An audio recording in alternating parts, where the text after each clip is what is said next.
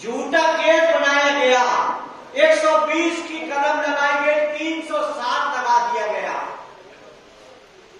पथराव bus station पे हो रहा था, नया पूरे की गली में मालूम नहीं था, तो इसको क्या फसाद बोला जाएगा?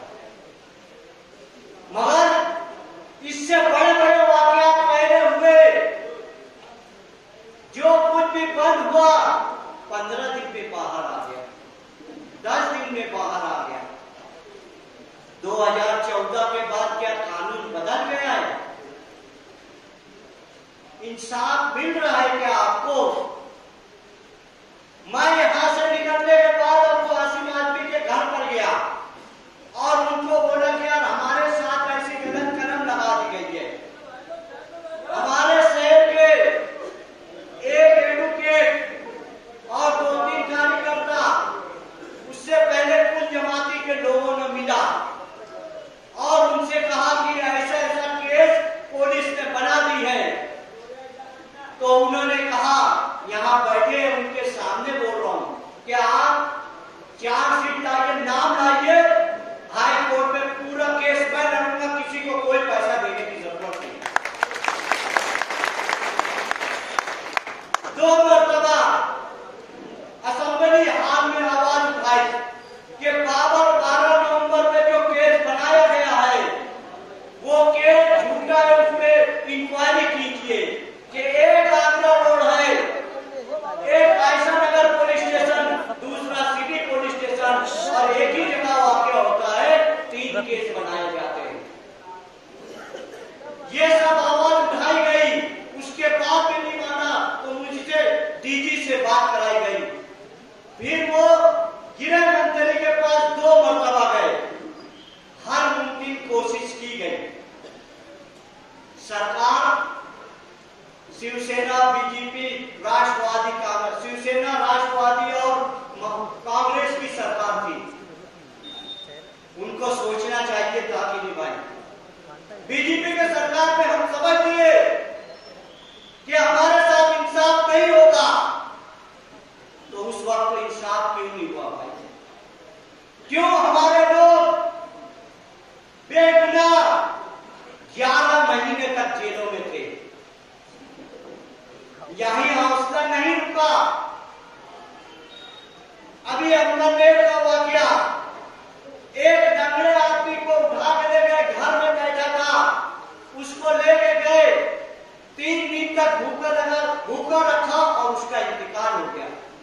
कोई बोला, यही मर्द मुजाहिद बोला। औरंगाबाद में गए, उस वक्त भी यही बात रखे। आज इस मंच से आपको मैं ये बोलना चाहता हूं कि आपको सोचना है, इस शहर के मुस्तकबिल को सोचना है। क्या वो दिन हम भूल गए कि अफगानिस्तान में अगर अमेरिका बर्बादी करता था तो तहरीक खोदवाई रोड से चलती थी कि नहीं भाई? क्या आप भूल गए फलस्तीन में अगर जुल्म होता इस्राइल का तो आप लोग तहरीक में खड़े होते थे? 12 नवंबर के बाद किसकी हिम्मत है बताइए? ये मर्द मुजाहिद मजबूरन उसको आना पड़ा कि मुसलमान इतना सहमा हुआ क्यों है भाई? मुसलमान इतना डरा हुआ क्यों है? क्योंकि पुलिस, जज कौन क्या कर रहा है ये सब देख रहे हैं। इसके जवाब के लिए आपको जब कभी भी आवाज दी जाएगी, पुरअमन तरीके से जो तहरीक चलाई जाएगी, जमहूरी ढंग से आपको एकत्र होके आएंगे, तब बात आपको सुनी जाएगी। सीए एनआरसी दला, कौन पार्टी, कौन लोग धरना दिए शाहीन बाग का? हुसैन शेख कंपाउंड की जगह पर 63 दिन हमने शाहीन बाग चलाया औरतों का।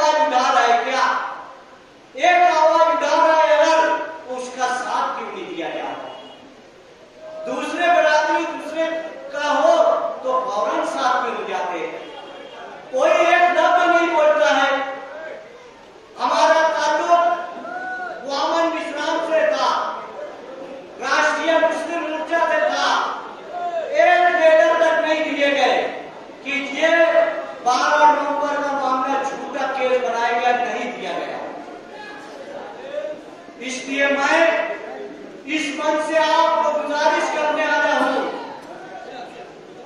मैं आज तक ये नहीं देखा कि तहरीक कौन चलाने जा रहा है, क़यादत कौन कर रहा है, अवाम का फायदा है, कौम का फायदा है। मैं जान मान सब कुछ लगा के हमारे लोगों को इकट्ठा करके इस शहर की तहरीक कामयाब करने करता था। मगर आज 12 नवंबर के बाद मुझे सोचने पे मजबूर हुआ गया, क्या मैं इतने लोगों बैठे भाई आगे खड़े मत रहो, बाहर नीचे लोग बैठे।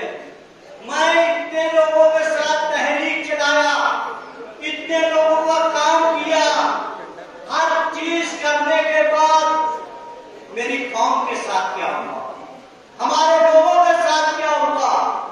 जेल मिली, केस मिला। इसलिए मैंने फैसला किया है कि अब ऐसे आदमी के साथ रहकर हमारी कौम को बचाऊंगा। हमारे आने वाली मुस्तकबिल को बचाने के लिए मैं समाजवादी पार्टी में शिरकत करूंगा। आप लोगों का साथ रहिए। ये मत देखिए मुसलमान को सिर्फ उसकी जान और माल की हिफाजत हो जाए, वो 2 वक्त तो भूखा रहेगा, अपने बच्चों को पढ़ाएगा, IAS ऑफिसर बनाएगा, डॉक्टर बनाएगा, वकील बनाएगा। मगर हमारी जान चली जाए, हमारा माल लूट लिया जाए तो हम ऐसे ही कमजोर है। हमारे ज्यादा लोग रिक्शा चलाते हैं, मजदूर हैं, कोर्ट साथ में काम करते हैं, हमारे पास उतना रुपया नहीं रहता है। उसके बावजूद हमारे साथ जुल्म हो रहा है, हमको मासी तौर से कमजोर किया जा रहा है।